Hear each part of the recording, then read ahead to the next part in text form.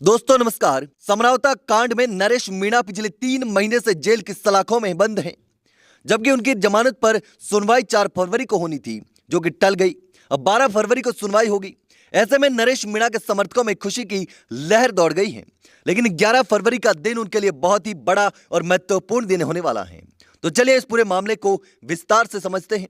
नरेश मीणा, जो कि राजस्थान के समरावता प्रकरण में मुख्य आरोपी बताए जा रहे हैं, फिलहाल जेल में बंद हैं। उनकी जमानत याचिका पर 4 फरवरी को सुनवाई होनी थी, लेकिन सुनवाई टल गई और 12 तारीख मिली है। इस बदलाव से नरेश मीणा के समर्थकों में खुशी की लहर दौड़ गई है, क्योंकि अब उनकी रिहाई की उम्मीदें और भी मजबूती पकड़ रही हैं। नरेश मीणा को लेकर उनकी जमानत याचिका पर कई बार सुनवाई टल चुकी है, लेकिन इस बार उनके समर्थकों का मानना है कि 12 फरवरी को राजस्थान हाईकोर्ट से उन्हें राहत मिलेगी, क्योंकि इससे पहले भी नरेश मीणा को पुराने मुकदमों में राहत मिल चुकी है। अब उनके समर्थक चाहते हैं कि समरावता प्रकरण में भी उन्हें न्याय मिले और वो जल्द से जल्द जेल से बाहर आ सके। इस मामले में कांग्रेस के कई प्रमुख नेता भी नरेश मीणा के समर्थन में खुलकर सामने आए हैं। कांग्रेस विधायक इंदिरा मीणा, प्रहलाद गुंजल, प्रताप सिंह खाचरियावास, अशोक चांदना जैसे नेता नरेश मीणा की रिहाई की मांग कर रहे हैं।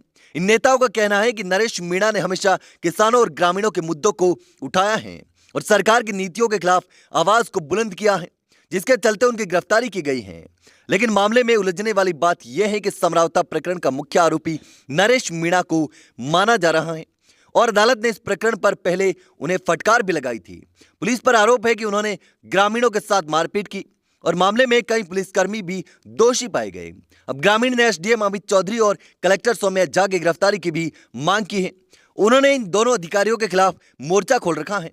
समरावता के लोग मानते हैं कि नरेश मीणा को रिहा नहीं किया जा रहा, क्योंकि उन्होंने सरकार के खिलाफ आवाज उठाई।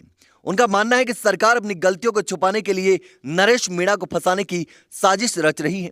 सरकार ने हमारे मुद्दों को दबाने के लिए नरेश मीणा को फंसा दिया।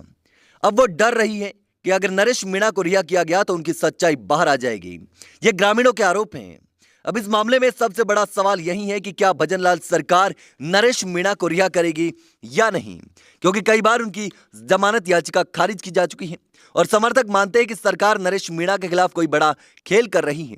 उनका कहना है कि हमारे नेता को जानबूझकर परेशान किया जा रहा है। हमें पूरी उम्मीद है कि कोर्ट 12 फरवरी को नरेश मीणा की जमानत मंजूर करेगा। अब 12 फरवरी को राजस्थान हाईकोर्ट में नरेश मीणा के जमानत याचिका पर सुनवाई होगी और यह तय करेगा कि उनकी रिहाई होगी या फिर नहीं। क्या नरेश मीणा को न्याय मिलेगा? क्या उनका संघर्ष खत्म होगा या फिर यह मामला और लंबा खींचेगा?